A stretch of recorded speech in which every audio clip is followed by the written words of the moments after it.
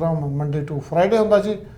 तो अज थर्सडे आ गया तो इनू मिनी वीकेंड कहते जी। तो कल नू फ्राइडे आ, कल सवेर वाला शो जो मैं करूँगा तो शाम वाला शो जो भाई दलबीर सिंह जी निज्जर साडे वड्डे वीर वो तुहाडे नाल करदे ने हरेक फ्राइडे नू। तो अपने नाल जी लाइन अपनी सीधी बठिंडे जुड़ चुकी है। स्वागत करते ढिल्लों साहब का जी। ढिल्लों साहब स्वागत है तुहाडा, सत श्री अकाल जी। आए धन्यवाद जी, मेहरबानी। सारे ही दर्शकों नू श्रोतिਆਂ नू प्यार भरी सत श्री अकाल। सत श्री अकाल जी। ढिल्लों साहब सब तो पहले आपां गलबात कल कीती सीगी जिहड़ी लंच डिप्लोमेसी की गल हुई सीगी। जिस तरह प्रशांत किशोर ने पहला कहा सीगा कॉफी विद कैप्टन, कई नाँ रखे सीगे इदां दे, पर हुण जिहड़ी लंच डिप्लोमेसी सी नवजोत सिद्धू दे नाल लंच तो नहीं किया, चाह कॉफी पीती उन्होंने, पर जिहड़ी हुण खबर आई है जी कैप्टन अमरिंदर सिंह वालों कहते जल्दी ही नवजोत सिद्धू बन गया पंजाब कैबिनेट का हिस्सा। बिल्कुल चंदी साहब, कल कैप्टन की सरकार के 4 वरे पूरे हो गए जी, और इन्हां 4 वरियां दा लेखा जोखा लैके कल उन्होंने प्रैस नूं एड्रैस किया है। प्रैस के कोल उन्होंने अपना कच्चा चिट्ठा खोल के रखा कि साडियां प्राप्तियां की है, साडियां असफलतावां की है। और उहदे विच एक पत्रकार ने यह सवाल भी पूछ रहा सी कि तुहाडे नाल कल ही मुलाकात हुई है, क्योंकि यह गल कल हुई है तो पिछले कल तुहाडे नाल चाह दीआं चुस्कियां ते जां कॉफी के कप दे उत्ते मिले सी मिस्टर नवजोत सिंह सिद्धू। ते कृपा करके ये दसो कि तुहाडी गलबात दा निकलिया की। पत्रकार ने भी कहा कि साडे दरम्यान मीडिया के दरम्यान ये प्रभाव जा रहा है कि तुहाडी गलबात किसी तन पत्तर नहीं लगी और ये खड़ोत है, बेसिट्टा रही है, ये बारे गल दसो। तो अमरिंदर ने कहा कि नवजोत सिद्धू जिहड़ा पटियाले का रहने वाला है, ਉਹਦੇ माँ ਤੇ बाप नाल मेरे बहुत अच्छे रिलेशन हुए है। जिहड़ी मैं पहली इलैक्शन लड़ी सी मैनू रिकमेंड ਉਹਦੀ माता ने किया सी वगैरह वगैरह करके मेरे ਉਹਦੇ नाल फैमिली रिलेशन है। फिर उन्होंने कहा कि साडे दरम्यान मतभेद कोई है नहीं, गलबात साडी बड़े सुखावे माहौल दे विच हुई है ते बहुत वधिया हुई है। और ਉਹਨੂੰ ਜਿਹੜੀ ਹੈਗੀ पेशकश की गई है कि तेरी पार्टी नू लोड़ है। आ नोट करने वाली गल है, नवजोत सिद्धू नूं यह गल कही गई कि तेरी पार्टी नूं लोड़ है, पार्टी तेरियां सेवावां लैणियां चाहुंदी है। और उन्होंने पेशकश की गई सी कि तू पंजाब मंत्रिमंडल का हिस्सा बन जा। ते उन्हें कुछ समा मंगया, टाइम मंगया कि मैनूं टाइम दे दिओ ते उस तो बाद फिर मैं दसूंगा। कैप्टन अमरिंदर सिंह ने अपनी गल इत्थे खत्म करती। बाद दे विच नवजोत सिंह नूं जिवें तुहानूं पता है कि वो ट्वीट करने की आदत है, कोई भी गल होवे वो गल सीधा मीडिया नाल नहीं करता, वो एक ट्वीट कर दिंदा है ते उस ट्वीट से फिर कई अर्थ जिहड़े हैगे लोग कड्ढी जांदे है। वो आम तौर ते जिहड़े सियाणे सियासतदान हुंदे है, सियाणे सियासतदान कदे भी आपदी मन की गल नहीं दसदे, इशारा जिहा कर दिंदे है ते उन्हां दे उत्ते फिर जिहड़े हैगे पत्रकार खोज करी जांदे। नवजोत सिद्धू का भी अजिही ट्वीट है, उन्हें कहा कि उन्हें कहा कि जिहड़ी रूह है ये तिनके नालों भी हल्की हुंदी है ते जिहड़ा बंदा हल्का हो जाए उहदा रहिंदा कख नहीं। मैं अपने लिए ना कुछ मंगया ते ना कदे मंगूंगा। ना तो उन्हें रद्द की है गल कि मैं कैबिनेट दे विच नहीं आउंदा ते ना ही उन्हें गल कही है कि मैं आउणा। भाव है मैं अपने लिए नहीं मंगया, जो पार्टी मेरी लोड़ समझदी है, पार्टी नूं मेरी लोड़ है तो मैनूं वो इंडक्ट कर सकती है।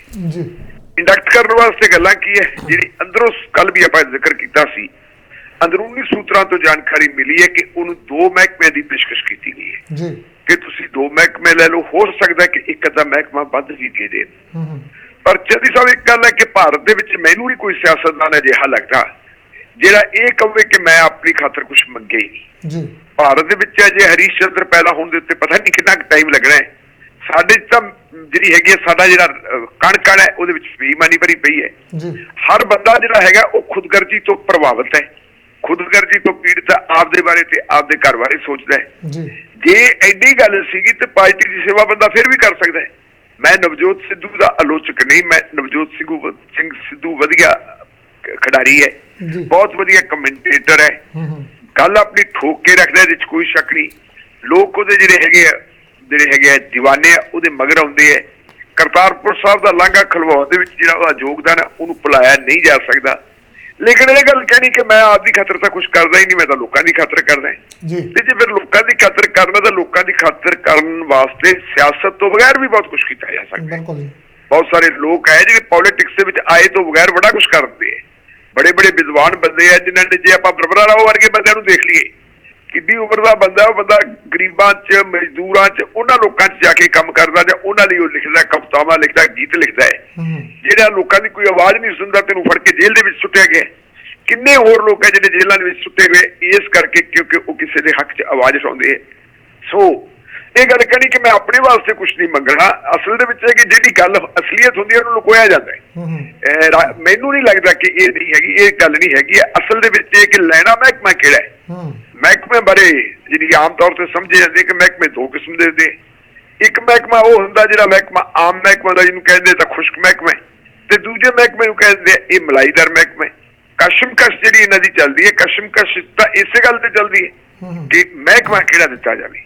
ਜੇ ਮਹਿਕਮਾ ਚੰਗਾ ਨਹੀਂ ਦੇਣਾ ਤਾਂ ਫਿਰ ਅਗਲੀ ਗੱਲ ਆ ਜਾਂਦੀ ਹੈ ਕਿ ਆਪਾਂ ਜਿਹੜੀ ਹੈ ਕਾਂਗਰਸ ਦੀ ਪ੍ਰਧਾਨਗੀ, ਤੇ ਪ੍ਰਧਾਨਗੀ ਤੋਂ ਬਾਅਦ ਫਿਰ ਜਿਹੜਾ ਅਗਲਾ ਟਾਰਗੇਟ ਹੈ ਉਹ ਮੁੱਖ ਮੰਤਰੀ ਹੁੰਦਾ ਹੈ। ਅੱਜ ਦੀ ਘੜੀ ਅਸੀਂ ਪਹਿਲਾਂ ਵੀ ਗੱਲਾਂ ਕਰਦੇ ਰਹੇ, ਅੱਜ ਦੀ ਘੜੀ ਅਜੇ ਵਕਤ ਨਹੀਂ ਹੈਗਾ ਨਵਜੋਤ ਸਿੰਘ ਸਿੱਧੂ ਵਾਸਤੇ ਕਿ ਉਹ 2022 ਦੇ ਵਿੱਚ 1 ਸਾਲ ਨੂੰ ਜਿਹੜੀਆਂ ਚੋਣਾਂ ਹੋਣੀਆਂ ਉਹਦੇ 'ਚ ਮੁੱਖ ਮੰਤਰੀ ਬਣ ਜਾਣਗੇ। ਉਹਨਾਂ ਨੂੰ ਹਾਲੇ ਵੇਟ ਕਰਨਾ ਪੈਣਾ, ਉਡੀਕਣਾ ਪੈਣਾ ਹੈ। ਔਰ ਉਡੀਕਣ ਵਾਲਾ ਸਮਾਂ ਜਿਹੜਾ ਹੈਗਾ ਅਜੇ ਰਹਿੰਦਾ ਸਾਲ 6 ਮਹੀਨੇ। ਔਰ ਕੱਲ ਜੇ ਅਸੀਂ ਦੇਖੀਏ ਪ੍ਰੈਸ ਕਾਨਫਰੰਸ ਦੇ ਵਿੱਚ ਮੈਂ ਵੀ ਬੜੇ ਲੰਬੇ ਸਮੇਂ ਬਾਅਦ ਕੈਪਟਨ ਅਮਰਿੰਦਰ ਸਿੰਘ ਨੂੰ ਦੇਖਿਆ, ਤੇ ਬਲਜੀਤ ਬੱਲੀ ਜਿਹੜੇ ਬੜੇ ਵੱਡੇ ਪੱਤਰਕਾਰ ਹੈ, ਕਿਸੇ ਜ਼ਮਾਨੇ 'ਚ ਉਹ ਅਜੀਤ 'ਚ ਕੰਮ ਕਰਦੇ ਹੁੰਦੇ ਸੀ, ਅੱਜ ਕੱਲ੍ਹ ਉਹ babushahid.com ਚਲਾਉਂਦੇ ਆ। ਤੇ ਉਹਨਾਂ ਨੇ ਮਜ਼ਾਕ ਦੇ ਵਿੱਚ ਕਿਹਾ ਜੀ ਮੈਂ ਤੁਹਾਨੂੰ ਇੱਕ ਜਾਤੀ ਸਵਾਲ ਵੀ ਪੁੱਛਣਾ ਹੈ, ਅਮਰਿੰਦਰ ਸਿੰਘ ਜੀ ਤੁਹਾਡਾ ਹੀ ਜਿਹੜੀ ਹੈਗੀ ਹੈ ਸਿਹਤ ਫਿੱਟ ਲੱਗਦੀ ਹੈ, ਇਹ ਲੱਗਦਾ ਕਿ ਤੁਸੀਂ weight ਵੀ ਲੂਜ਼ ਕੀਤਾ। ਤੇ ਉਹਨੇ ਜਨਤਕ ਤੌਰ ਤੇ ਕਿਹਾ ਕਿ ਹਾਂ ਮੈਂ ਆਪਣਾ weight 10 ਕਿਲੋ ਘਟਾਤਾ ਤੇ 15 ਕਿਲੋ ਹਾਲੇ ਹੋਰ ਘਟਾਉਣਾ ਹੈ। ਇਹਦਾ ਮਤਲਬ ਹੈ ਜਿਹੜਾ ਬੰਦਾ ਆਪਣਾ 25 ਕਿਲੋ ਭਾਰ ਘਟਾ ਰਿਹਾ ਹੈ ਉਹ ਛੇਤੀ ਕਿਤੇ ਮੈਦਾਨ ਛੱਡਣ ਵਾਲਾ ਨਹੀਂ। ਨਾਲ ਹੀ ਮੈਂ ਦੱਸਦਾ ਕਿ ਇਹ ਜਿਹੜੀ ਪ੍ਰੈਸ ਕਾਨਫਰੰਸ ਕੀਤੀ ਹੈ, ਇਸ ਪ੍ਰੈਸ ਕਾਨਫਰੰਸ ਦੇ ਵਿੱਚ ਵੈਸੇ ਤਾਂ ਹਰ ਸਿਆਸਤਦਾਨ ਜਿਹੜੇ ਹੈਗੇ ਆਪਦਾ ਹੀ ਗੁਣਗਾਨ ਕਰਦਾ ਹੁੰਦਾ ਕਿ ਅਸੀਂ ਇਹ ਕੁਛ ਕੀਤਾ ਹੈ। ਅਮਰਿੰਦਰ ਸਿੰਘ ਵੀ ਉਹਨਾਂ ਦੇ ਵਿੱਚੋਂ ਇੱਕ ਹੈ, ਉਹਨੂੰ ਅਲੱਗ ਨਹੀਂ ਕੀਤਾ ਜਾ ਸਕਦਾ। ਪਹਿਲੀ ਗੱਲ ਤਾਂ ਉਹਨੇ ਇਹ ਗੱਲ ਕਹੀ ਹੈ ਕਿ ਅਸੀਂ ਕਰਜ਼ਾ ਮਾਫੀ, ਕਰਜ਼ਾ ਕੁਰਕੀ ਜਿਹੜੀ ਹੈਗੀ ਹੈ ਖਤਮ ਕਰਨ ਵਾਲੀ ਗੱਲ ਕਹੀ ਸੀ।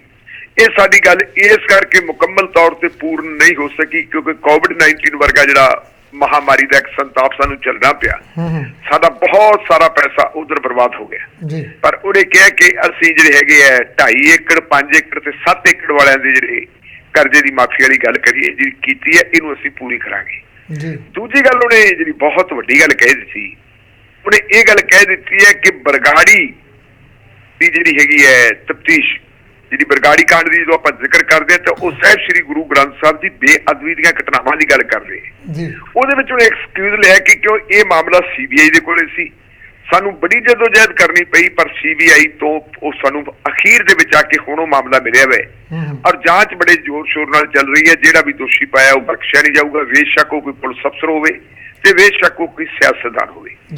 ਜਿੱਥੋਂ ਤੱਕ ਕੋਟਕਪੂਰਾ ਤੇ ਵਹਿਬਲ ਕਲਾਂ ਗੋਲੀ ਕਾਂਡ ਦਾ ਸਵਾਲ ਹੈ, ਇੱਥੇ 2 ਬੰਦੇ ਸ਼ਹੀਦ ਵੀ ਹੋ ਗਏ ਸੀ, ਕ੍ਰਿਸ਼ਨ ਭਗਵਾਨ ਸਿੰਘ ਤੇ ਗੁਰਜੀਤ ਸਿੰਘ ਵਹਿਬਲ ਕਲਾਂ ਗੋਲੀ ਕਾਂਡ। ਉਹਦੇ ਵਿੱਚ ਉਹਨਾਂ ਨੇ ਪੁਸ਼ਟੀ ਕੀਤੀ ਹੈ ਜੋ ਗੱਲ ਕੰਵਰ ਵਿਜੇ ਪ੍ਰਤਾਪ ਸਿੰਘ ਨੇ ਕਹੀ ਸੀ। ਕੰਵਰ ਵਿਜੇ ਪ੍ਰਤਾਪ ਸਿੰਘ ਨੇ ਗੱਲ ਕਹੀ ਸੀ ਕਿ ਮੇਰੀ ਜਾਂਚ ਮੁਕੰਮਲ ਹੈ, ਫਾਈਨਲ ਚਲਾਨ ਜਿਹੜਾ ਹੈਗਾ ਪੇਸ਼ ਕਰਨ ਵਾਲਾ ਬਾਕੀ ਹੈ ਔਰ ਜਦੋਂ ਅਸੀਂ ਇਹ ਚਲਾਨ ਪੇਸ਼ ਕਰਾਂਗੇ ਇਹਦੇ ਵਿੱਚ ਤੁਸੀਂ ਹੈਰਾਨ ਰਹਿ ਜਾਓਗੇ ਕਿ ਕਿਸ ਕਿਸਮ ਦੇ ਲੋਕ ਇਹਦੇ ਵਿੱਚ ਆਉਂਦੇ ਹੈ।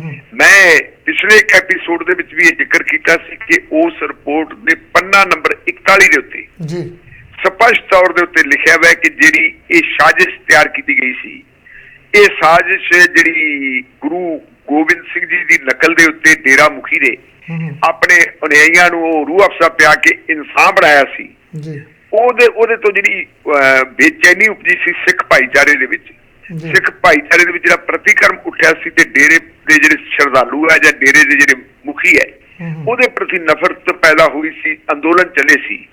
ਉਹਦੇ ਤੋਂ ਖਫਾ ਹੋ ਕੇ ਇੱਕ ਸਾਜ਼ਿਸ਼ ਤਿਆਰ ਕੀਤੀ ਗਈ ਸੀ ਕਿ ਸਿੱਖਾਂ ਨੂੰ ਸਬਕ ਸਿਖਾਇਆ ਜਾਵੇ ਔਰ ਉਸ ਸਾਜ਼ਿਸ਼ ਦੇ ਵਿੱਚੋਂ ਹੀ ਕੋਟਕਪੂਰਾ ਦਾ ਤਸ਼ੱਦਦ ਤੇ ਬਹਿਬਲ ਕਲਾਂ ਗੋਲੀ ਕਾਂਡ ਨਿਕਲਿਆ ਸੀ। ਇਹ 41 ਨੰਬਰ ਪੇਜ ਦੇ ਉੱਤੇ ਲਿਖਿਆ ਕਿ ਇਸ ਸਾਜ਼ਿਸ਼ ਦੇ ਵਿੱਚ ਸੁਖਬੀਰ ਸਿੰਘ ਬਾਦਲ ਵੀ ਸ਼ਾਮਲ ਸੀ।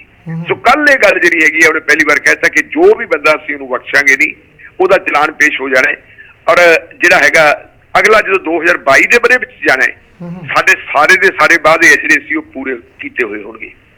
ਨਸ਼ਿਆਂ ਬਾਰੇ ਮਾਮਲੇ ਦੇ ਵਿੱਚ ਵੀ ਕੱਲ ਉਹ ਖੁੱਲ ਕੇ ਬੋਲਿਆ ਕਿ ਮੇਰੇ ਨਾਲ ਇਹ ਗੱਲ ਜੋੜੀ ਜਾ ਰਹੀ ਹੈ ਕਿ ਮੈਂ ਇਹ ਕਿਹਾ ਸੀ ਕਿ ਨਸ਼ੇ ਦਾ ਖਾਤਮਾ ਹੋ ਜੂ, ਇਹ ਗੱਲ ਬਿਲਕੁਲ ਗਲਤ ਹੈ। ਉਹਨੇ ਉਦੋਂ ਇਹ ਗੱਲ ਕਹੀ ਸੀਗੀ ਕਿ ਮੈਂ ਇਹ ਗੱਲ ਕਹੀ ਸੀ ਕਿ ਨਸ਼ਿਆਂ ਦਾ ਕਾਰੋਬਾਰ ਕਰਨ ਵਾਲਿਆਂ ਦਾ ਲੱਕ ਤੋੜ ਦਿੱਤਾ ਜਾਊਗਾ ਤੇ ਅਸੀਂ ਉਹ ਲੱਕ ਤੋੜ ਕੇ ਰੱਖ ਦਿੱਤਾ ਹੈ। ਇਸ ਕਿਸਮ ਦੇ ਵਾਅਦੇ ਕੀਤੇ ਹੈ।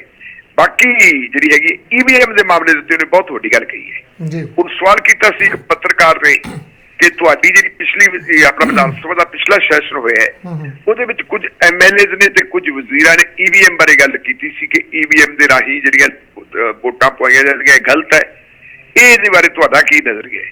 ਤਾਂ ਅਮਰਿੰਦਰ ਦਾ ਕਹਿਣਾ ਸੀ ਕਿ ਮੈਂ ਤਾਂ ਬਹੁਤ ਪਹਿਲਾਂ ਜਦੋਂ ਮਨੋਹਰ ਸਿੰਘ ਗਿੱਲ ਭਾਰਤ ਦੇ ਚੋਣ ਕਮਿਸ਼ਨਰ ਹੁੰਦੇ ਸੀ ਉਦੋਂ ਉਹਨਾਂ ਦੇ ਸਾਹਮਣੇ ਇਹ ਪ੍ਰਦਰਸ਼ਿਤ ਕੀਤਾ ਸੀ ਇੱਕ ਮਸ਼ੀਨ ਲੈ ਕੇ ਜਿਹਦੇ ਵਿੱਚ ਸਾਰੀ ਫਿਟਿੰਗ ਕੀਤੀ ਸੀ ਕਿ ਆਹ ਦੇਖੋ ਤੁਸੀਂ ਇਹਦੇ ਨਾਲ ਹੇਰਾਫੇਰੀ ਕੀਤੀ ਜਾ ਸਕਦੀ ਹੈ। ਤੇ ਉਹਨੇ ਕਿਹਾ ਕਿ ਮੈਂ ਪਹਿਲਾਂ ਉਹਨਾਂ ਜਿਹੜੇ ਚੋਣ ਕਮਿਸ਼ਨ ਦੇ ਲੋਕ ਬੈਠੇ ਸੀ ਉਹਨਾਂ ਨੇ ਕਿਹਾ ਕਿ ਤੁਸੀਂ ਆਪੋ ਆਪਣੀ ਪਸੰਦ ਮੁਤਾਬਕ ਪਾਰਟੀਆਂ ਦੇ ਬਟਨ ਦਬਾਓ। ਉਹਨਾਂ ਨੇ ਬਟਨ ਦਬਾਏ, ਰਿਜ਼ਲਟ ਦੇਖਿਆ ਤਾਂ ਰਿਜ਼ਲਟ ਉਹਨਾਂ ਦੇ ਹੱਕ ਵਿੱਚ ਸੀ। 50 ਮਿੰਟਾਂ ਬਾਅਦ ਕਹਿੰਦਾ ਮੈਂ ਕਿਹਾ ਵੀ ਹੁਣ ਦਾ ਰਿਜ਼ਲਟ ਦੇਖੋ ਤਾਂ ਉਹ ਰਿਜ਼ਲਟ ਜਿਹੜਾ ਹੈਗਾ ਜਿਨ੍ਹਾਂ ਪਾਰਟੀਆਂ ਨੂੰ ਵੋਟਾਂ ਪਾਈਆਂ ਸੀ ਉਹਨਾਂ ਦੀ ਬਜਾਏ ਕਾਂਗਰਸ ਪਾਰਟੀ ਦੇ ਹੱਕ ਵਿੱਚ ਸੀ, ਜਿਹੜਾ ਕਿ ਉਹਦੇ ਵਿੱਚ ਉਹਨੇ ਪਲਾਂਟ ਕੀਤਾ ਸੀ ਕੈਪਟਨ ਅਮਰਿੰਦਰ ਨੇ। ਉਹਨੇ ਕਿਹਾ ਕਿ ਮੇਰਾ ਇਹ ਮੰਨਣਾ ਹੈ ਕਿ ਅੱਜ ਦੇ ਯੁੱਗ ਦੇ ਵਿੱਚ ਜਿਹੜੀ ਇਲੈਕਟ੍ਰੋਨਿਕ ਸਿਸਟਮ ਹੈ ਇਹਦੇ ਵਿੱਚ ਛੇੜਛਾੜ ਕੀਤੀ ਜਾ ਸਕਦੀ ਹੈ। ਜੇ ਜਾਪਾਨ, ਸਵੀਡਨ ਵਰਗੇ ਦੇਸ਼ ਜਿਹੜੇ ਹੈ ਉਹ ਮੁੜ ਕੇ ਫੇਰ ਵੋਟਰ ਪਰਚੀਆਂ ਤੇ ਆ ਗਏ ਹੈ, ਪਰਚੀਆਂ ਨਾਲ ਵੋਟਿੰਗ ਹੋਵੇ ਤਾਂ ਸਾਨੂੰ ਵੀ ਵੋਟਰ ਪਰਚੀ ਅਪਣਾਉਣੀ ਚਾਹੀਦੀ ਹੈ ਸਿਹਤਮੰਦ ਲੋਕਤੰਤਰ ਵਾਸਤੇ, ਨਹੀਂ ਤਾਂ EVM ਦੇ ਵਿੱਚ ਗੜਬੜ ਹੁੰਦੀ ਹੈ। ਚਲੋ ਪਹਿਲੀ ਵਾਰੀ ਮਤਲਬ ਕਿਸੇ ਮੁੱਖ ਮੰਤਰੀ ਨੇ ਜਨਤਕ ਤੌਰ ਦੇ ਉੱਤੇ ਇਹ ਗੱਲ ਕਹੀ ਹੈ ਆਪਣੇ 4 ਸਾਲ ਪੂਰੇ ਹੋਣ ਤੇ। ਸੋ ਇਹ ਸਿਆਸਤਦਾਨਾਂ ਦੇ ਵਿੱਚ ਹੁੰਦੇ ਹੈ ਜਿਹੜੇ ਉਹ ਕਈ ਵਾਰੀ ਆਪਾਂ ਕਹਿ ਦਿੰਦੇ ਹਾਂ ਲਾਰੇ ਹੈ ਤੇ ਕਈ ਵਿਆਹੇ ਤੇ ਕਈ ਕੁਆਰੇ ਵੀ ਰਹਿ ਜਾਂਦੇ ਹੁੰਦੇ ਹੈ ਕਿ ਹੈ ਕਿ ਅਸੀਂ ਆਪਣਾ ਮੈਨੀਫੈਸਟੋ ਹੈ ਜਿਹੜਾ 85% ਪੂਰਾ ਕਰ ਲਿਆ, ਲੇਕਿਨ ਗਰਾਊਂਡ ਦੇ ਉੱਤੇ 85% ਪੈਰਾ ਪੂਰਾ ਹੁੰਦਾ ਦਿਖਿਆ ਨਹੀਂ। ਇੱਕ ਲੜਕੀ ਪੱਤਰਕਾਰ ਸੀ, ਉਹਨੇ ਸਵਾਲ ਉਠਾਇਆ ਸੀ, ਬਹੁਤ ਵਧੀਆ ਸਵਾਲ ਉਠਾਇਆ ਸੀ ਕਿ ਸ਼ੁਰੂ ਦੇ ਵਿੱਚ ਤੁਸੀਂ ਕਿਹਾ ਸੀ ਅਸੀਂ ਹਰ ਬੇਰੁਜ਼ਗਾਰ ਨੂੰ ਨੌਕਰੀ ਦੇਵਾਂਗੇ ਔਰ ਤੁਸੀਂ ਇਹ ਗੱਲ ਕਹੀ ਸੀ ਕਿ ਜਿਹੜੇ ਕੱਚੇ ਮੁਲਾਜ਼ਮ ਅਸੀਂ ਉਹਨਾਂ ਨੂੰ ਪੱਕੇ ਕਰਾਂਗੇ, ਉਹਨਾਂ ਦੇ ਬਾਰੇ ਤੁਸੀਂ ਹਾਲੇ ਕੁਝ ਕੀਤਾ ਨਹੀਂ। ਤੇ ਉੱਥੇ ਸਿੱਧਾ ਜਵਾਬ ਦੇਣ ਦੀ ਬਜਾਏ ਕੈਪਟਨ ਅਮਰਿੰਦਰ ਨੇ ਇਹ ਜੀ ਇਹਨੇ ਮਾਸਟਰ ਭਰਤੀ ਕਰ ਲਏ, ਜੀ ਇਹਨੇ ਆਹ ਕਰਤੇ, ਇਸ ਤਰ੍ਹਾਂ ਦਾ ਜਵਾਬ ਦਿੱਤਾ ਹੈ। ਸੋ ਲੱਗਦਾ ਹੈ ਕੱਲ ਦੀ ਗੱਲਬਾਤ ਤੋਂ ਕਿ ਨਵਜੋਤ ਸਿੱਧੂ ਹੋਰ 2 ਦਿਨ 4 ਦਿਨ ਉਡੀਕਣ ਤੋਂ ਬਾਅਦ ਕਾਂਗਰਸ ਹਾਈ ਕਮਾਂਡ ਨਾਲ ਗੱਲਬਾਤ ਕਰਨ ਤੋਂ ਬਾਅਦ ਜਾਪਦਾ ਹੈ ਕਿ ਉਹ ਕੈਬਨਿਟ ਦੇ ਵਿੱਚ ਸ਼ਾਮਲ ਹੋ ਜਾਣਗੇ। ਨਾਲ ਮੈਂ ਇਹ ਵੀ ਦੱਸ ਦਵਾਂ ਕਿ 2 ਦਿਨ ਪਹਿਲਾਂ ਜਦੋਂ ਉਹਨਾਂ ਦੀ ਧਰਮ ਪਤਨੀ ਡਾਕਟਰ ਨਵਜੋਤ ਕੌਰ ਸਿੱਧੂ ਨੇ ਜਾਟ ਮਹਾਸਭਾ ਦਾ ਜਿਹੜਾ ਇਸਤਰੀ ਵਿੰਗ ਹੈ ਉਹਦੀ ਪੰਜਾਬ ਦੀ ਪ੍ਰਧਾਨਗੀ ਸੰਭਾਲੀ ਹੈ, ਉਦੋਂ ਵੀ ਪੱਤਰਕਾਰਾਂ ਨੇ ਉਹਨੇ ਪੁੱਛਿਆ ਸੀ ਕਿ ਮੈਡਮ ਇਹ ਦੱਸੋ, ਤੇ ਮੈਡਮ ਦਾ ਇਹ ਕਹਿਣਾ ਸੀ ਕਿ ਜੇ ਤਾਂ ਕੋਈ ਚੱਜ ਦਾ ਮਹਿਕਮਾ ਮਿਲਿਆ ਜਿਹਦੇ ਨਾਲ ਅਸੀਂ ਲੋਕਾਂ ਦੀ ਸੇਵਾ ਕਰ ਸਕਦੇ ਹੋਏ ਸੇਵਾ, ਹੁਣ ਮੈਡਮ ਵੀ ਕਹਿੰਦੀ ਵੀ ਸੇਵਾ ਹੀ ਕਰਨੀ ਹੈ, ਉਹ ਵੀ ਕਹਿੰਦੇ ਵੀ ਮੈਂ ਮੰਗਦਾ ਕੁਛ ਨਹੀਂ ਗਾ, ਸੇਵਾ ਹੀ ਕਰਨੀ ਹੈ। ਜੇ ਤਾਂ ਕੋਈ ਚੱਜ ਦਾ ਮਹਿਕਮਾ ਮਿਲਦਾ ਹੋਇਆ ਸੇਵਾ ਕਰਨ ਵਾਲਾ ਫੇਰ ਤਾਂ ਅਸੀਂ ਮਹਿਕਮਾ ਲਵਾਂਗੇ, ਤੇ ਨਹੀਂ। ਪਰ ਕਿਉਂਕਿ ਹੁਣ 1 ਸਾਲ ਬਾਅਦ ਚੋਣਾਂ ਜਾਣਾ ਇਸ ਲਈ ਹੁਣ ਕਾਂਗਰਸ ਪਾਰਟੀ ਨੂੰ ਵੀ ਨਵਜੋਤ ਸਿੱਧੂ ਦੀ ਲੋੜ ਹੈ, ਕੈਪਟਨ ਨੂੰ ਵੀ ਨਵਜੋਤ ਸਿੱਧੂ ਦੀ ਲੋੜ ਹੈ ਔਰ ਨਵਜੋਤ ਸਿੱਧੂ ਕੋਲੇ ਵੀ ਹੋਰ ਕੋਈ ਚਾਰਾ ਨਹੀਂ, ਹੋਰ ਕਿਸੇ ਪਾਰਟੀ ਦਾ ਅਜੇ ਤੱਕ ਕਿਸੇ ਪਾਰਟੀ ਦੇ ਵਿੱਚ ਉਹਨਾਂ ਦਾ ਭਵਿੱਖ ਸੁਰੱਖਿਅਤ ਨਹੀਂ ਲੱਗਦਾ। ਇੱਥੇ ਘੱਟੋ ਘੱਟ ਉਹਨੂੰ ਜਿਹੜੇ ਹੈਗੇ ਨਹਿਰੂ ਗਾਂਧੀ ਖਾਨਦਾਨ ਦੀ ਹਮਾਇਤ ਤਾਂ ਹੈਗੀ ਹੈ। ਸੋ ਲੱਗਦਾ ਇਹ ਹੈ ਕਿ ਅਗਲੇ ਦਿਨਾਂ ਦੇ ਵਿੱਚ ਨਵਜੋਤ ਸਿੰਘ ਸਿੱਧੂ ਸੱਚਮੁੱਚ ਹੀ ਪੰਜਾਬ ਦੀ ਕੈਬਨਿਟ ਦਾ ਹਿੱਸਾ ਬਣ ਜਾਣਗੇ ਜੀ। ਬਿਲਕੁਲ ਜੀ, ਲੱਗਦਾ ਤਾਂ ਹੈਗਾ। ਦੇਖੋ ਆਉਣ ਵਾਲਾ ਸਮਾਂ ਦੱਸੂਗਾ ਵੀ ਕੈਬਨਿਟ ਦਾ ਹਿੱਸਾ ਬਣਦੇ, ਪਰ 1 ਸਾਲ ਰਹੇਗਾ ਜੀ, ਸਾਲ ਦੇ ਵਿੱਚ ਹੋਣਾ ਤਾਂ ਕੱਖ ਨਹੀਂ ਗਾ। ਜੇ ਤੁਸੀਂ ਇੰਨਾ ਸਮਾਂ ਬਾਹਰ ਰਹਿੰਦੇ ਹੋ ਕੈਬਨਿਟ ਤੋਂ ਤੇ ਫਿਰ ਤੁਸੀਂ ਕੈਬਨਿਟ ਦੇ ਵਿੱਚ ਆਉਂਦੇ ਹੋ ਤੇ ਤੁਹਾਡੀ ਵੈਲਿਊ ਵੈਸੇ ਘਟ ਜਾਂਦੀ ਆ। ਪਰ ਹੁਣ ਸਮਾਂ ਬਹੁਤ ਥੋੜਾ ਜੀ, ਆਪਾਂ ਕਾਲ ਲੈ ਲਈਏ ਉਸ ਤੋਂ ਬਾਅਦ ਚੱਲਦੇ ਅਗਲੀ ਖਬਰ ਤੇ। ਹੈਲੋ ਸਤਿ ਸ੍ਰੀ ਅਕਾਲ ਜੀ। ਸਤਿ ਸ੍ਰੀ ਅਕਾਲ ਜੀ ਗਿੱਲ ਸਾਹਿਬ। ਸਤਿ ਸ੍ਰੀ ਅਕਾਲ ਗਿੱਲ ਸਾਹਿਬ, ਸਤਿ ਸ੍ਰੀ ਅਕਾਲ। ਹਾਂ ਜੀ, ਮੈਂ ਮਤਲਬ ਸੁਣਾਉਣਾ ਤਾਂ ਨਹੀਂ ਚਾਹੁੰਦਾ ਸੀ, ਚਲੋ ਮੈਂ ਸੁਣਾ ਹੀ ਦੇ, ਰੰਗ ਬੜਾ ਗਰਮ ਜਿਹਾ। ਸੁਣਾਈ ਦਿਓ। ਹਾਂ, ਜਿਸ ਫੌਜ ਦਾ ਕੈਪਟਨ ਹੋਏ ਐਸ਼ੀ ਉਸ ਫੌਜ ਦੀ ਕਦੇ ਨਾ ਜਿੱਤ ਹੋਵੇ। ਵਾਹ। ਜਿਸ ਫੌਜ ਦਾ ਕੈਪਟਨ ਹੋਏ ਐਸ਼ੀ ਉਸ ਫੌਜ ਦੀ ਕਦੇ ਨਾ ਜਿੱਤ ਹੋਵੇ, ਵਫਾਦਾਰ ਨਹੀਂ ਰਾਜਾ ਰਾਣੀ ਦਾ ਜੋ ਫਿਰ ਬੇਗਵਾਂ ਦਾ ਕਿਵੇਂ ਮਿੱਤ ਹੋਵੇ।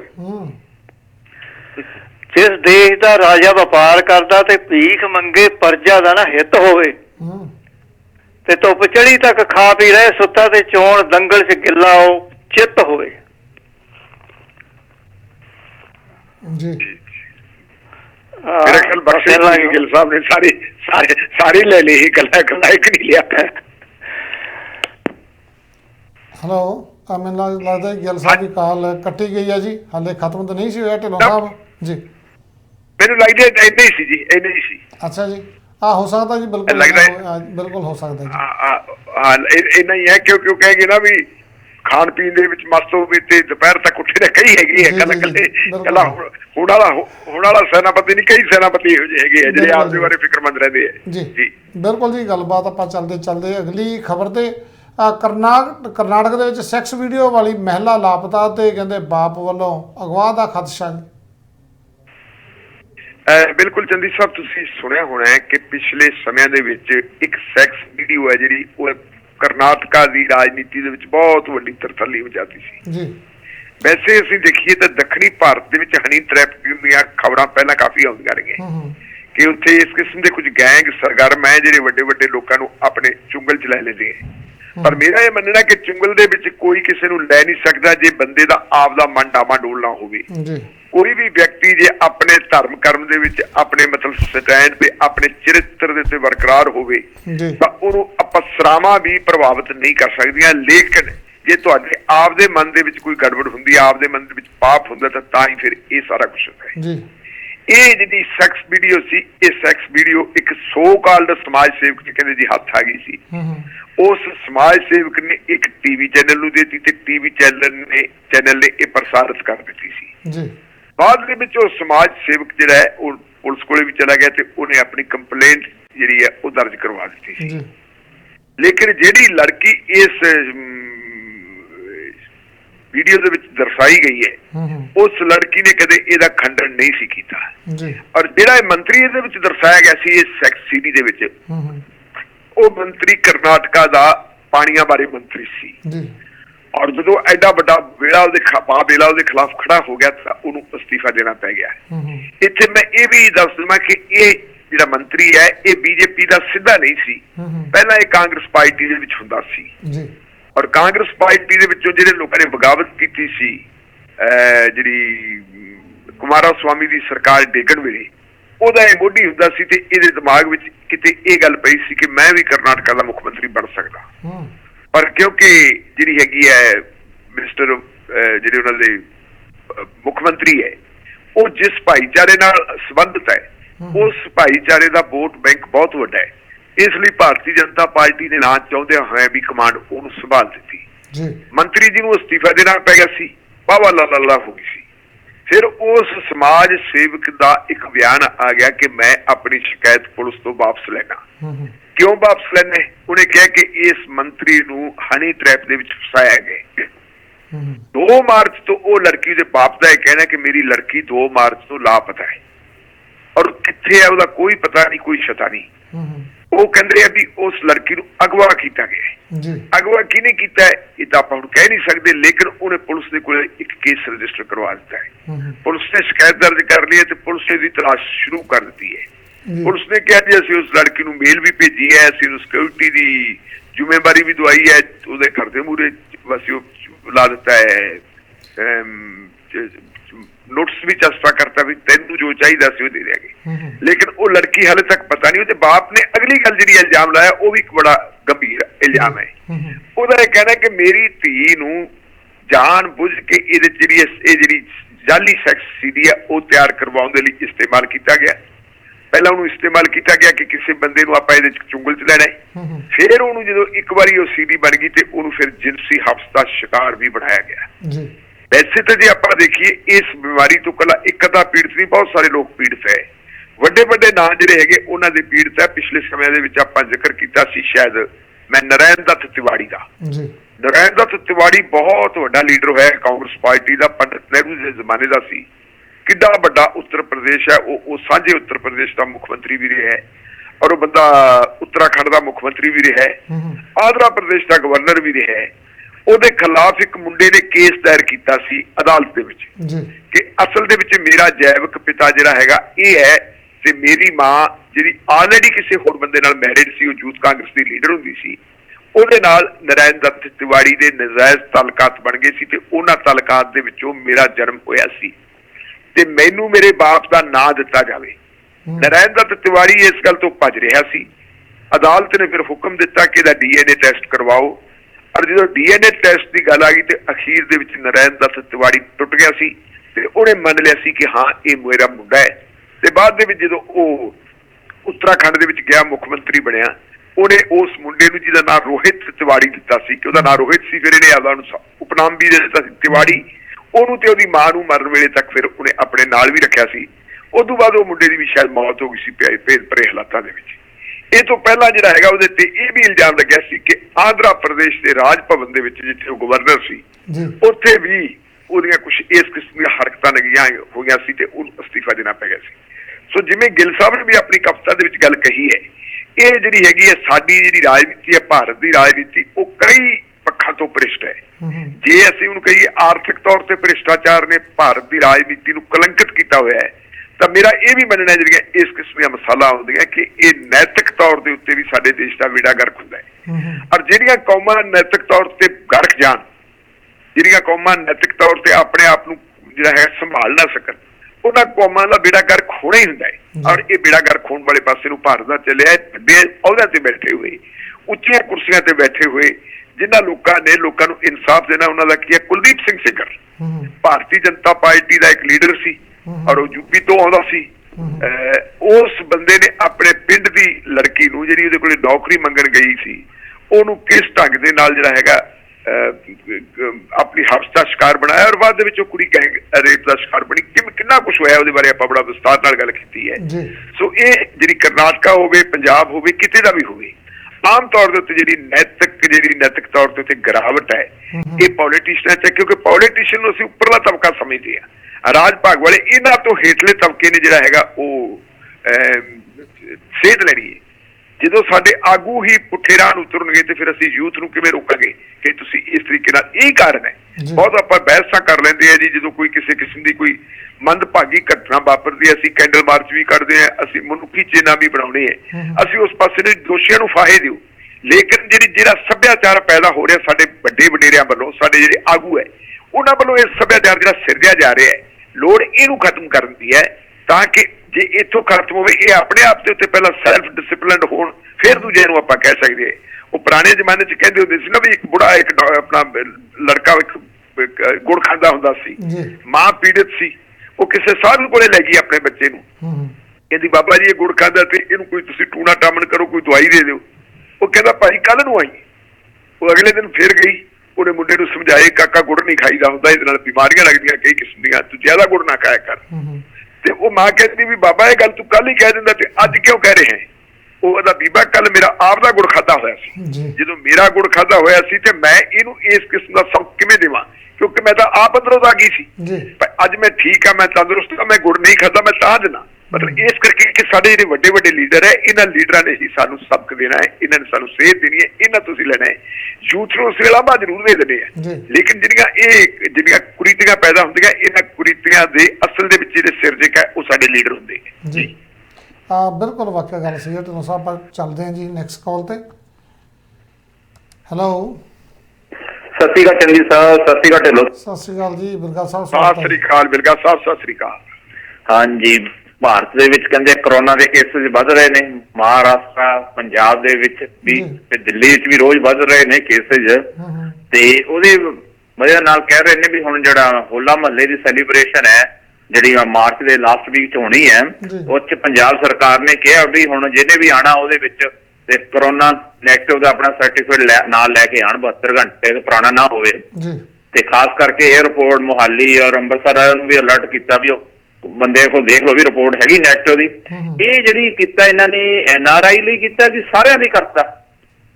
ਜੇ ਔਰ ਇਹ ਹੈ ਤਾਂ ਫਿਰ ਕਿਸ ਤਰ੍ਹਾਂ ਲੋਕੀ ਆਣਗੇ ਉੱਥੇ ਜੀ ਹੋਲਾ ਮਹੱਲੇ? ਇਸ ਬਾਰੇ ਜ਼ਰੂਰ ਦੱਸਣਾ ਜੀ ਢਿੱਲੋਂ ਸਾਹਿਬ। ਧੰਨਵਾਦ ਜੀ। ਥੈਂਕ ਯੂ ਜੀ। ਧੰਨਵਾਦ ਜੀ। ਧੰਨਵਾਦ ਜੀ ਢਿੱਲੋਂ ਸਾਹਿਬ। ਬਿਲਕੁਲ ਜੀ, ਇਹ ਖਬਰ ਹਾਲੇ ਤੱਕ ਇਹ ਨਹੀਂ ਪਤਾ ਕਿ ਕੱਲੀ NRIs ਵਾਸਤੇ ਲਾਗੂ ਹੈ, ਪਰ ਮੈਂ ਸਮਝਦਾ ਕਿ NRIs ਵਾਸਤੇ ਨਹੀਂ ਲਾਗੂ ਹੋਣੀ ਚਾਹੀਦੀ, ਸਾਰਿਆਂ ਵਾਸਤੇ ਲਾਗੂ ਹੋਣੀ ਚਾਹੀਦੀ। ਕਿਉਂਕਿ ਜਿਹੜੀ ਸੋਸ਼ਲ ਡਿਸਟੈਂਸਿੰਗ ਤਾਂ ਮੇਲੇ 'ਚ ਰਹਿੰਦੀ ਨਹੀਂ, ਇਹਦੇ ਨਾਲ ਕੱਲਾ ਹੋਲੇ ਮਹੱਲੇ ਦਾ ਰੌਲਾ ਨਹੀਂ ਪੈ ਰਿਹਾ, ਰੌਲਾ ਕੁੰਭ ਦਾ ਵੀ ਪੈ ਰਿਹਾ। ਕੁੰਭ ਦਾ ਮੇਲਾ ਵੀ ਜਿਹੜਾ ਹੈਗਾ ਉਹ ਆ ਰਿਹਾ ਅਗਲੇ ਪਾਸੇ, ਔਰ ਉੱਥੇ ਵੀ ਜਿਹੜੀ ਪਿਛਲੀ ਸਰਕਾਰ ਸੀ, ਜਿਹੜੀ ਤੁਹਾਡੀ ਤਰਵਿੰਦਰਾ ਸਿੰਘ ਰਾਵਤ ਦੀ ਸਰਕਾਰ ਸੀ ਉੱਤਰਾਖੰਡ ਦੀ, ਉਹਨੇ ਕੁਝ ਪਾਬੰਦੀਆਂ ਲਾਈਆਂ ਸੀ ਕਿ ਜਿਹੜੀਆਂ ਹੈਗੀਆਂ ਬਹੁਤਾ ਇਕੱਠ ਨਹੀਂ ਹੋਣਾ ਚਾਹੀਦਾ, ਸੋਸ਼ਲ ਡਿਸਟੈਂਸਿੰਗ ਦੀ ਗੱਲ ਚਾਹੀਦੀ ਹੈ ਵਗੈਰਾ ਵਗੈਰਾ। ਲੇਕਿਨ ਜਿਹੜੇ ਨਵੇਂ ਮੁੱਖ ਮੰਤਰੀ ਬਣੇ ਆ ਤੀਰਥ ਸਿੰਘ ਰਾਵਤ ਹੋਰਾਂ ਨੇ 10 ਮਾਰਚ ਨੂੰ ਸਹੁੰ ਚੁੱਕੀ ਹੈ ਤੇ ਅਗਲੇ ਦਿਨ ਹੀ ਹਰਕੀ ਪੌੜੀ ਦੇ ਉੱਤੇ ਜਿੱਥੇ ਜਾਣਾ ਸੀ, ਜਿੱਥੇ ਜਾਣ ਦੇ ਉੱਤੇ ਬੰਦਿਸ਼ ਲਾਈ ਗਈ ਸੀ, ਇਹ ਉੱਥੇ ਚਲੇ ਗਏ। ਤੇ ਨਾਲ ਹੀ ਜਿਹੜੀਆਂ ਪੁਰਾਣੀ ਸਰਕਾਰ ਨੇ ਪਾਬੰਦੀਆਂ ਲਾਈਆਂ ਸੀ ਉਹ ਸਾਰੀਆਂ ਪਾਬੰਦੀਆਂ ਉਠਾਤੀਆਂ, ਕਹਿੰਦੇ ਜੀ ਲੋਕਾਂ ਨੂੰ ਵੱਧ ਤੋਂ ਵੱਧ ਆਉਣ ਦਿਓ। ਤੇ ਮੇਰੇ ਖਿਆਲ ਮੁਤਾਬਕ ਚਾਹੇ ਹੋਲਾ ਮਹੱਲਾ ਹੋਵੇ ਚਾਹੇ ਕੁੰਭ ਦਾ ਮੇਲਾ ਹੋਵੇ, ਇਹਨਾਂ ਮੇਲਿਆਂ ਤੇ ਇਕੱਠ ਤਾਂ ਬਹੁਤ ਵੱਡੇ ਵੱਡੇ ਹੋ ਜਾਂਦੇ ਹੈ। ਕੁੰਭ ਦੇ ਮੇਲੇ ਤੇ ਕਹਿੰਦੇ ਇੱਕ ਦਿਨ ਦੇ ਵਿੱਚ 1 ਕਰੋੜ ਲੋਕ ਆਉਂਦੇ ਹੈ। 1 ਕਰੋੜ ਦੇ ਲੋਕ ਆਉਂਦੇ ਤੇ ਸੋਸ਼ਲ ਡਿਸਟੈਂਸਿੰਗ ਦਾ ਫਰਕ ਨਾ ਰਿਹਾ, ਫਿਰ ਤੁਸੀਂ ਇਹ ਦੇਖੋ ਜਿਹੜੀ ਉੱਥੋਂ ਲਾਗ ਲੱਗੂਗੀ ਉਹ ਲਾਗ ਤਾਂ ਸਾਰੇ ਦੇਸ਼ ਨੂੰ ਆਪਣੇ ਕਲਾਵੇ ਚ ਲੈ ਲੂਗੀ। ਜੇ ਅਸੀਂ ਹੋਲੇ ਮਹੱਲੇ ਦੀ ਗੱਲ ਕਰੀਏ, ਹੋਲੇ ਮਹੱਲੇ ਦਾ ਜਿਹੜਾ ਹੈਗਾ ਮਹੱਤਵ ਉਹ ਇਕੱਲਾ ਪੰਜਾਬ ਤੱਕ ਜਾਂ ਭਾਰਤ ਤੱਕ ਸੀਮਿਤ ਨਹੀਂ, ਉਹ ਤਾਂ ਸਾਰੀ ਦੁਨੀਆ ਤੱਕ ਸੀਮਿਤ ਹੈ। ਜਿੱਥੇ ਜਿੱਥੇ ਵੀ ਸਿੱਖ ਭਾਈਚਾਰੇ ਦੇ ਲੋਕ ਬੈਠੇ ਹੈ ਆਪਣੀ ਸ਼ਰਧਾ ਮੁਤਾਬਕ ਉਹ ਆਉਂਦੇ ਹੈ। ਸੋ ਇਹ ਗੱਲ ਤਾਂ ਜ਼ਰੂਰੀ ਹੈ ਕਿ ਇਹਦਾ ਜੇ ਆਪਾਂ ਕਹੀਏ ਕਿ ਉੱਥੇ ਲੋਕ ਆਉਣਗੇ ਕਿਵੇਂ, ਆਉਣ ਵਾਲੀ ਗੱਲ ਤੁਹਾਡੀ ਆਪਣੀ ਥਾਂ ਦੇ ਉੱਤੇ ਠੀਕ ਹੈ, ਲੇਕਿਨ ਜੇ ਤੁਸੀਂ ਮਹਾਮਾਰੀ ਤੋਂ ਬਚਣਾ ਹੈ ਤਾਂ ਫਿਰ ਤੁਹਾਨੂੰ ਪ੍ਰਬੰਧ ਕਰਨੇ ਹੀ ਪੈਣਗੇ। ਥੋੜਾ ਬਹੁਤਾ ਤੁਹਾਨੂੰ ਆਪਣੇ ਆਪ ਨੂੰ ਜਿਹੜਾ ਹੈਗਾ ਸੈਲਫ ਡਿਸਿਪਲਿਨ ਕਰਨਾ ਪੈਣੇ। ਆਪ ਆਪਣੇ ਉੱਤੇ ਡਿਸਿਪਲਿਨ ਇੰਪੋਜ਼ ਕਰੋ ਤਾਂ ਕਰਾਂਗੇ। ਇਸ ਕਰਕੇ ਬਹੁਤ ਵੱਡਾ ਸੰਕਟ ਹੈ ਜੀ। ਮੈਂ ਤੁਹਾਡੇ ਨਾਲ ਵੀ ਜਿਹੜਾ ਤੁਹਾਡਾ ਕੰਸਰਨ ਆ ਉਹਦੇ ਨਾਲ ਵੀ ਸਹਿਮਤ ਹਾਂ ਕਿ ਲੋਕਾਂ ਨੂੰ ਰੋਕਣਾ ਨਹੀਂ ਚਾਹੀਦਾ, ਪਰ ਨਾਲ ਇਹ ਵੀ ਹੈ ਕਿ ਕਰਨ ਕੀ। ਹੁਣ ਵੱਡੇ ਪੱਧਰ ਦੇ ਉੱਤੇ ਤੁਸੀਂ ਕਹੋਗੇ, ਹੁਣ ਬਹੁਤ ਵੱਡੇ ਪੱਧਰ ਦੇ ਉੱਤੇ ਪੰਜਾਬ ਦੇ ਵਿੱਚ ਕਰੋਨਾ ਦੀ ਜਿਹੜੀ ਹੈਗੀ ਹੈ ਮਹਾਮਾਰੀ ਉਹ ਫੈਲਣ ਵਾਲੀ ਹੈ। 9 ਜ਼ਿਲ੍ਹਿਆਂ ਦੇ ਵਿੱਚ ਸਾਡੇ ਜਿਹੜੇ 9 ਸ਼ਹਿਰਾਂ ਦੇ ਵਿੱਚ ਰਾਤ ਦਾ ਕਰਫਿਊ ਲਾ ਦਿੱਤਾ ਜੀ। ਸਵੇਰ ਦੇ 9 ਵਜੇ, ਪਹਿਲਾਂ ਸੀ 11 ਵਜੇ ਤੋਂ ਲੈ ਕੇ 5 ਵਜੇ ਤੱਕ, ਹੁਣ 9 ਵਜੇ ਤੋਂ ਸ਼ੁਰੂ ਹੋ ਗਿਆ ਕਰਫਿਊ ਤੇ ਸਵੇਰ ਦੇ 5 ਵਜੇ ਤੱਕ। ਕੱਲ ਹੀ ਮੁੱਖ ਮੰਤਰੀ ਨੇ ਕਿਹਾ ਸੀ ਆਪਣੇ ਪ੍ਰੈਸ ਕਾਨਫਰੰਸ ਦੇ ਵਿੱਚ ਕਿ ਅਸੀਂ ਹੋਰ ਵੀ ਸਖਤੀ ਕਰਨ ਬਾਰੇ ਸੋਚ ਰਹੇ ਹਾਂ। ਅੱਜ ਜਿਹੜੀ ਮੈਡੀਕਲ ਉਹਨਾਂ ਦੀ ਐਡਵਾਈਜ਼ਰੀ ਟੀਮ ਹੈ ਜਿਹਦੇ ਵਿੱਚ ਡਾਕਟਰ ਤਲਵਾੜ ਜਿਹੜੇ PGI ਦੇ ਡਾਇਰੈਕਟਰ ਹੁੰਦੇ ਸੀ ਉਹ ਹੈ, ਡਾਕਟਰ ਰਾਜ ਬਹਾਦਰ ਜਿਹੜੇ ਆਪਣੇ ਫਰੀਦਕੋਟ ਵਾਲੀ ਮੈਡੀਕਲ ਯੂਨੀਵਰਸਿਟੀ ਦੇ ਵਾਈਸ ਚਾਂਸਲਰ ਆ ਉਹ ਹੈ, ਤੇ 1-2 ਡਾਕਟਰ ਹੋਰ ਜਿਹੜੇ ਲਾਗ ਦੀਆਂ ਬਿਮਾਰੀਆਂ ਦੇ ਮਾਹਰ ਹੈ, ਉਹਨਾਂ ਨੇ ਅੱਜ ਕੈਪਟਨ ਦੇ ਨਾਲ ਮੀਟਿੰਗ ਕਰ ਰਹੀ ਹੈ। ਤੇ ਮੇਰੇ ਖਿਆਲ ਮੁਤਾਬਕ ਹੋਰ ਵੀ ਸਖਤੀ ਵਾਲਾ ਸਮਾਂ ਜਿਹੜਾ ਪੰਜਾਬ ਦੇ ਵਿੱਚ ਸ਼ੁਰੂ ਹੋਣ ਵਾਲਾ ਹੈ। ਸੋ ਪ੍ਰਾਈਮ ਮਿਨਿਸਟਰ ਨੇ ਵੀ 2 ਦਿਨ ਪਹਿਲਾਂ ਜਿਹੜੀ ਮੀਟਿੰਗ ਕੀਤੀ ਹੈ ਮੁੱਖ ਮੰਤਰੀਆਂ ਦੇ ਨਾਲ, ਉਹਦੇ ਵਿੱਚ ਵੀ ਉਹਨਾਂ ਨੇ ਕਿਹਾ ਕਿ ਦੂਜੀ ਲੇਅਰ ਹੈ ਕਰੋਨਾ ਦੀ, ਔਰ ਇਹਦਾ ਟਾਕਰਾ ਕਰਨ ਵਾਸਤੇ ਸਾਨੂੰ ਸੁਚੇਤ ਹੋਣਾ ਚਾਹੀਦਾ ਹੈ ਸਰਕਾਰਾਂ ਨੂੰ, ਕਿਉਂਕਿ ਲੋਕਾਂ ਨੂੰ ਨਹੀਂ ਕੋਈ ਬਹੁਤਾ ਪਤਾ ਲੱਗਦਾ। ਸਰਕਾਰਾਂ ਨੂੰ ਇਹਦੇ ਵਾਸਤੇ ਗੱਲ ਕਰਨੀ ਚਾਹੀਦੀ ਹੈ। ਨਾਲ ਹੀ ਮੈਂ ਤੁਹਾਨੂੰ ਦੱਸਾਂ ਕਿ ਸਾਡੇ ਜਿਹੜੇ ਹੈਗੇ ਲੱਖਾਂ ਦੀ ਤਾਦਾਦ ਦੇ ਵਿੱਚ ਕਿਸਾਨ ਦਿੱਲੀ ਦੇ ਆਲੇ ਦੁਆਲੇ ਬੈਠੇ ਹੈ।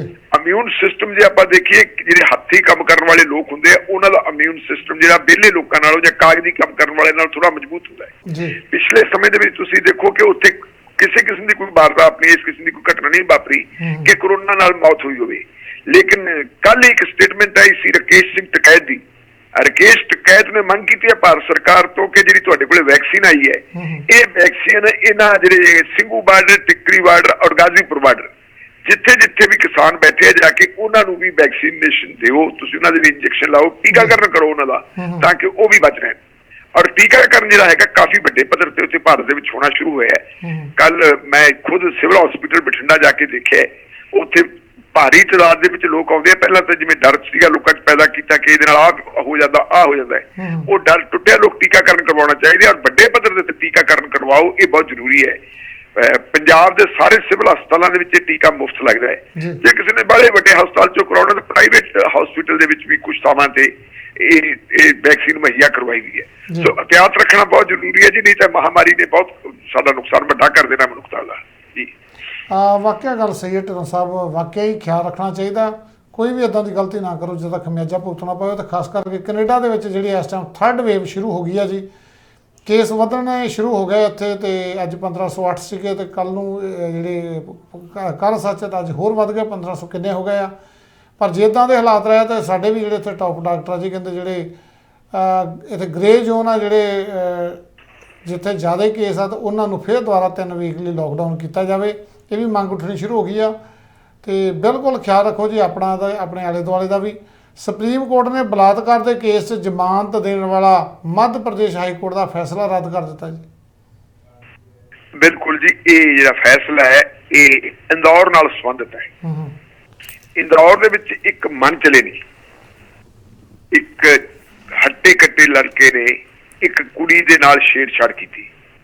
ਆਪਾਂ ਸ਼ਬਦ ਦੇ ਵਿੱਚ ਬਲਾਤਕਾਰ ਲਿਖਿਆ, ਬਲਾਤਕਾਰ ਇਸ ਕਰਕੇ ਕਿ ਜਿਹੜੀ ਬਲਾਤਕਾਰ ਦੀ ਨਵੀਂ ਡੈਫੀਨੇਸ਼ਨ ਦਿੱਤੀ ਸੀ ਨਿਰਭਇਆ ਕਾਂਡ ਤੋਂ ਬਾਅਦ, ਜਿਹੜਾ ਉਹਦੇ ਚ justice JS Verma chief justice of India ਰਹੇ ਸੀ, ਉਹਨਾਂ ਤੇ ਆਧਾਰਿਤ ਇੱਕ ਮੈਂਬਰੀ ਕਮਿਸ਼ਨ ਬਣਾਇਆ ਸੀ। ਤੇ ਉਸ ਕਮਿਸ਼ਨ ਨੇ ਜਿਹੜੀਆਂ ਸਿਫਾਰਿਸ਼ਾਂ ਕੀਤੀਆਂ ਸੀ ਇਸ ਕਿਸਮ ਦੇ ਮਾਮਲੇ ਨੂੰ ਨਿਪਟਾਉਣ ਵਾਸਤੇ, ਉਹਨਾਂ ਸਿਫਾਰਿਸ਼ਾਂ ਦੇ ਵਿੱਚ ਉਹਨਾਂ ਨੇ ਕਈ ਲੱਛਣ ਲਿਖੇ ਸੀ।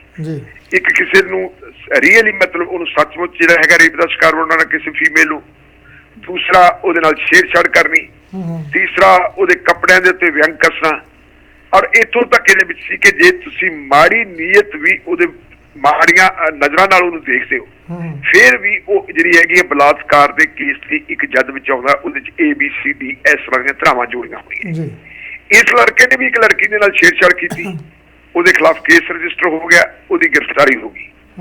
ਬਾਅਦ ਵਿੱਚ ਕੀ ਹੋਇਆ ਕਿ ਉਹਨੇ ਆਪਣੀ ਬੇਲ ਐਪਲੀਕੇਸ਼ਨ ਪਾਈ, ਥੱਲੇ ਉਹਨੂੰ ਜ਼ਮਾਨਤ ਨਾ ਮਿਲੀ ਤੇ ਫਿਰ ਉਹਦੀ ਬੇਲ ਐਪਲੀਕੇਸ਼ਨ ਜਿਹੜਾ ਇੰਦੌਰ ਦਾ ਬੈਂਚ ਹੈ ਉੱਥੇ ਚਲੀ ਗਈ। ਉਸ ਬੈਂਚ ਦੇ ਜਿਹੜੇ ਕਿਹੜੇ ਬੈਂਚ ਦੇ ਜਸਟਿਸ ਮੁਖੀ ਸੀ ਉਹਨਾਂ ਦਾ ਨਾਮ ਹੈ ਜੀ ਰੋਹਿਤ ਆਰੀਆ। ਤੇ ਇਹ ਰੋਹਿਤ ਆਰੀਆ ਸਾਹਿਬ ਜਿਹੜੇ ਹੈਗੇ ਇਹਨਾਂ ਬਾਰੇ ਇਹ ਕਿਹਾ ਜਾਂਦਾ ਕਿ ਇਸ ਜਿਹੜੀ ਹਿੰਦੂ ਮਾਨਸਿਕਤਾ ਦੀ ਬਿਮਾਰੀ ਹੈ ਉਹਦੇ ਤੋਂ ਪੀੜਿਤ ਹੈ। ਇੱਕ ਕਮੇਡੀਅਨ ਹੋਇਆ, ਕਾਫੀ ਅਹਿਮ ਕਮੇਡੀਅਨ ਹੈ ਭਾਰਤ ਦਾ, ਜਿਹਨੂੰ ਮੁਨੱਬਰ ਫਾਰੂਕੀ ਦੇ ਨਾਂ ਨਾਲ ਜਾਣਿਆ ਜਾਂਦਾ ਹੈ। ਉਹਦੇ ਖਿਲਾਫ ਵੀ ਕੇਸ ਰਜਿਸਟਰ ਹੋਇਆ ਸੀ ਤੇ ਉਸ ਬੰਦੇ ਨੇ ਜ਼ਮਾਨਤ ਮੰਗੀ ਸੀ। ਇਸ ਜੱਜ ਸਾਹਿਬ ਨੇ ਉਹਨੂੰ ਜ਼ਮਾਨਤ ਦੇਣ ਤੋਂ ਇਨਕਾਰ ਕਰ ਦਿੱਤਾ ਸੀ ਤੇ ਹਾਲਾਂਕਿ ਗੱਲ ਬਣਦੀ ਨਹੀਂ ਸੀ, ਉਸ ਬੰਦੇ ਨੂੰ ਜੇਲ੍ਹ ਭੇਜ ਦਿੱਤਾ ਸੀ ਮੁਨੱਬਰ ਫਾਰੂਕੀ ਨੂੰ। ਉਦੋਂ ਵੀ ਕਾਫੀ ਚਰਚਾ ਦੇ ਵਿੱਚ ਇਹ ਜੱਜ ਸਾਹਿਬ ਆਏ ਸੀ।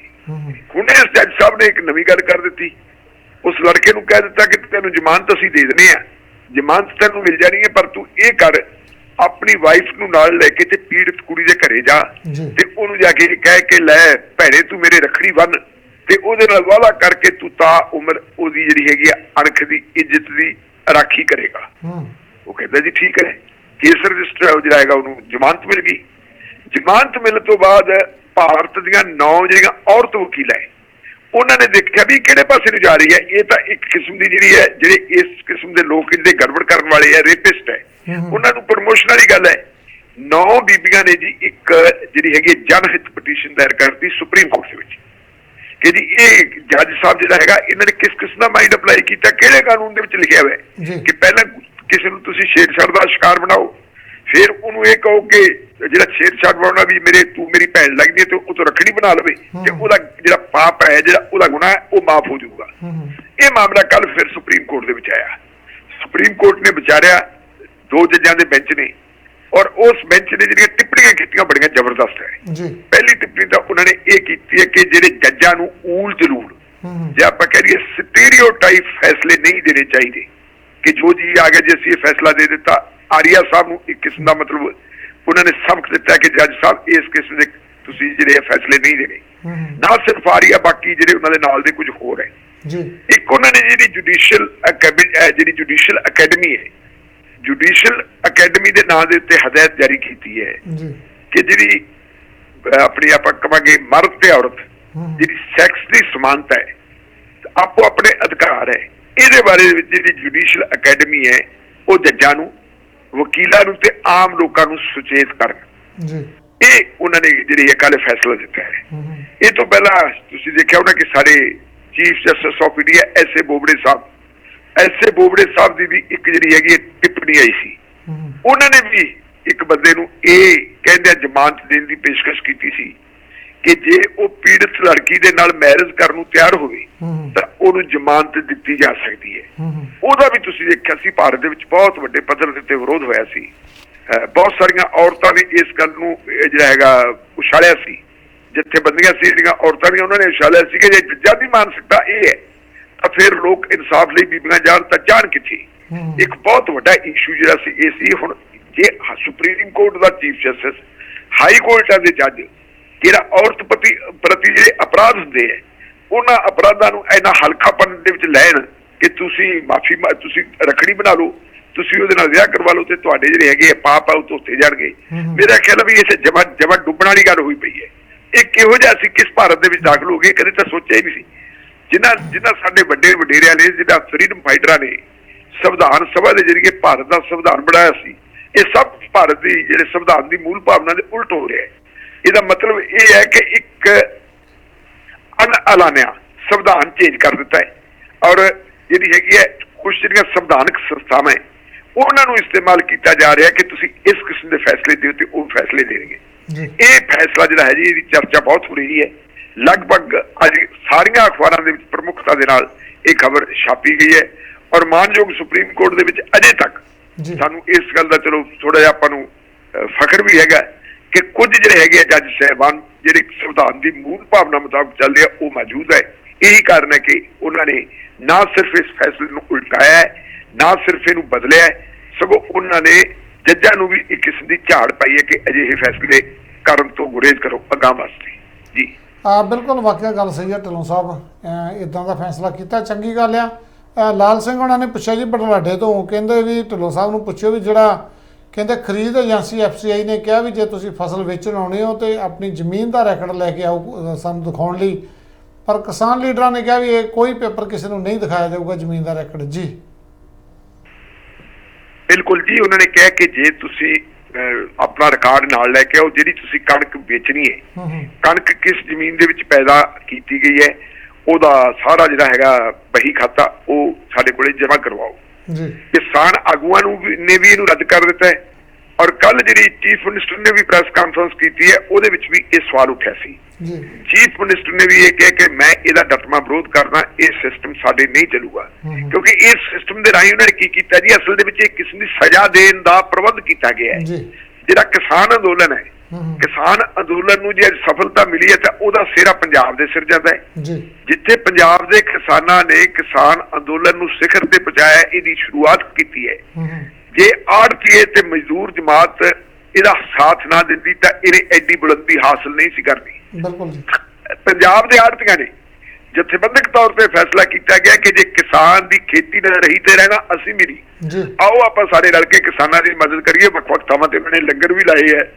ਦਿੱਲੀ ਵਾਲੇ ਅੰਦੋਲਨ ਦੇ ਵਿੱਚ ਜਿੰਨੀ ਕੁ ਉਹਨਾਂ ਤੋਂ ਮਾਇਕ ਮਦਦ ਦਿੱਤੀ ਜਾ ਸਕਦੀ ਸੀ ਉਹਨਾਂ ਨੇ ਦਿੱਤੇ, ਸਮਾਨ ਵਗੈਰਾ ਭੇਜਿਆ, ਉਹਨਾਂ ਨੇ ਸਾਰਾ ਕੁਝ ਕਰ ਰਹੇ ਹੈ।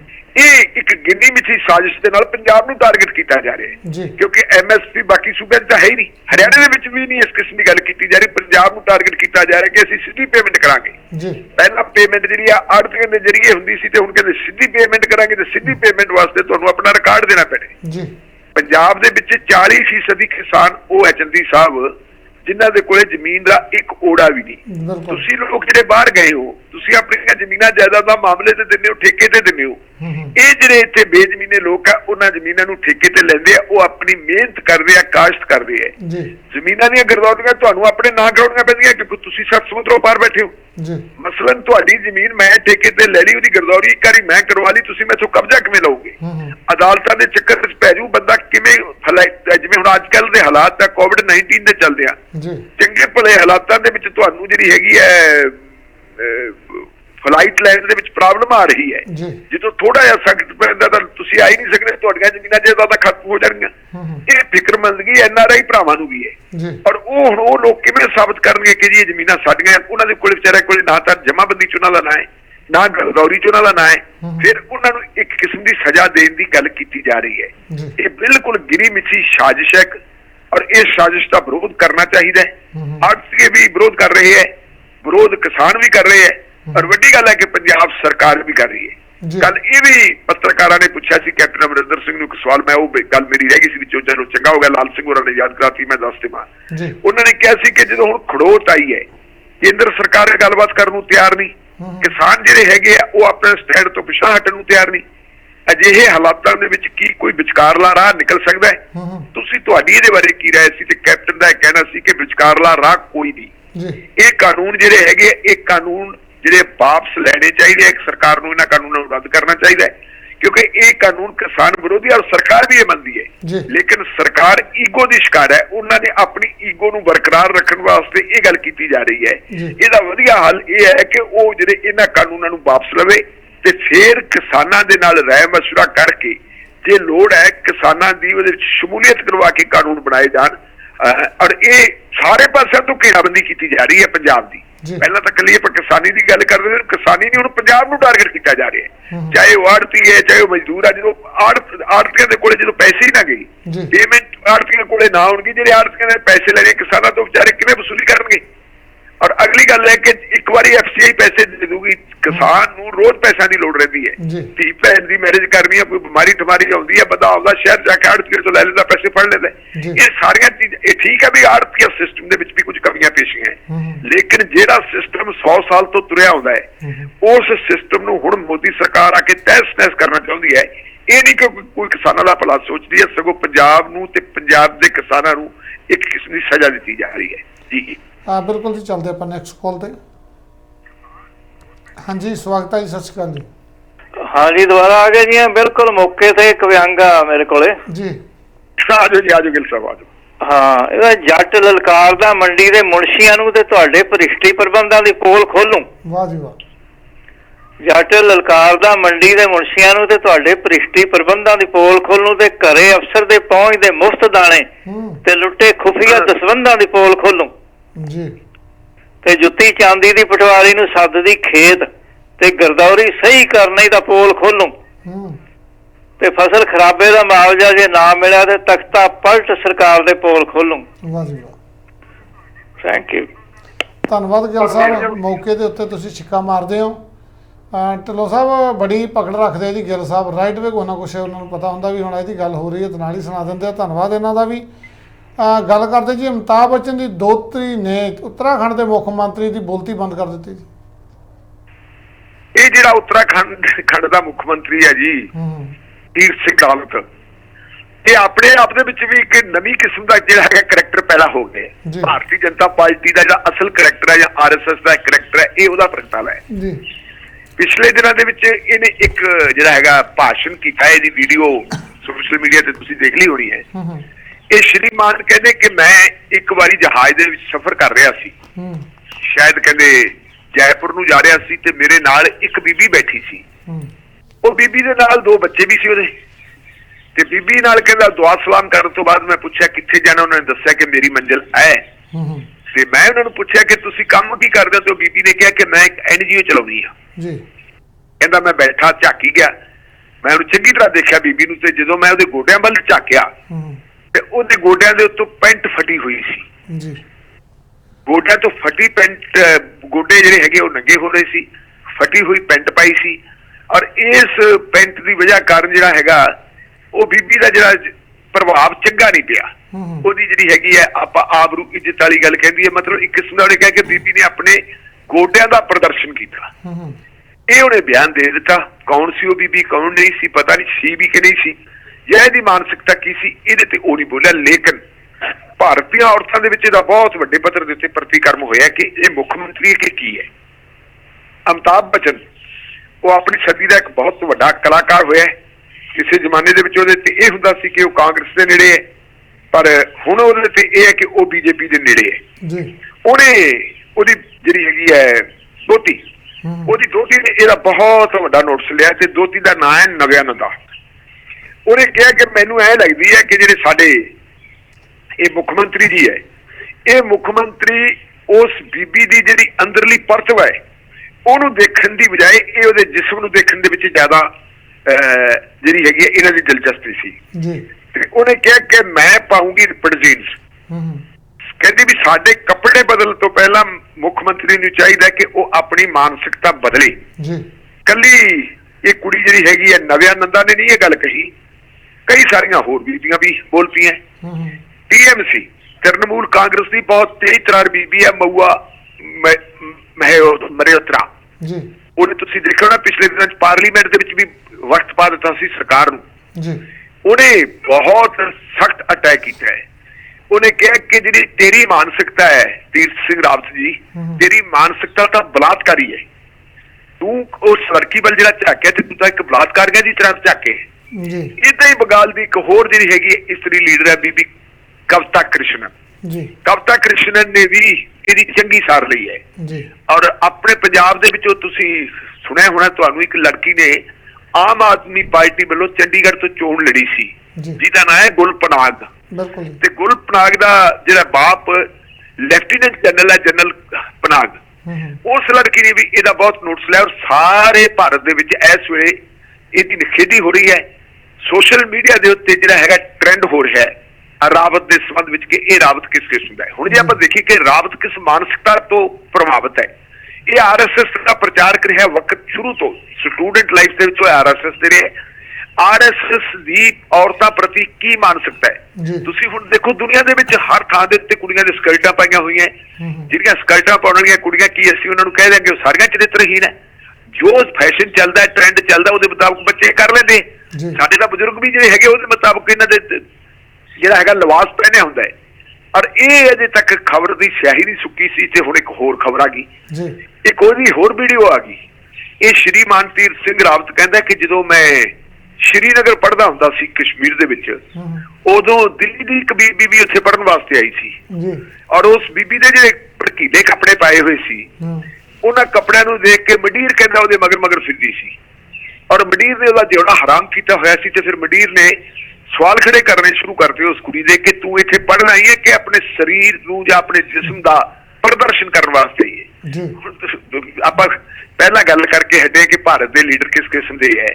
ਕਰਨਾਟਕਾ ਦੀ ਆਪਾਂ ਗੱਲ ਕਰਦੇ ਸੀ, ਇਹ ਉੱਤਰਾਖੰਡ ਹੈ ਤੇ ਉੱਤਰਾਖੰਡ ਉਹ ਹੈ ਜਿਹਨੂੰ ਦੇਵ ਭੂਮੀ ਕਿਹਾ ਜਾਂਦਾ ਹੈ, ਜਿੱਥੇ ਹਿੰਦੂ ਜਿਹੜੇ ਹੈਗੇ ਤੀਰਥ ਬਹੁਤ ਸਾਰੇ ਹੈਗੇ ਆ। ਕੁੰਭ ਦਾ ਮੇਲਾ ਵੀ ਉੱਥੇ ਹੀ ਆ ਰਿਹਾ ਹੈ। ਇਹ ਉਸ ਧਰਤੀ ਦਾ ਮੁੱਖ ਮੰਤਰੀ ਉੱਥੋਂ ਦਾ ਪੈਦਾ ਹੋਇਆ ਬੰਦਾ ਤੇ ਇਹਦੀ ਮਾਨਸਿਕਤਾ ਕਿਹੜੇ ਪਾਸੇ ਨੂੰ ਜਾ ਰਹੀ ਹੈ। ਹੁਣ ਤੁਸੀਂ ਅੰਦਾਜ਼ਾ ਲਾਓ ਕਿ ਇਹ ਕੈਸਾ ਰਾਮ ਰਾਜ ਹੈ।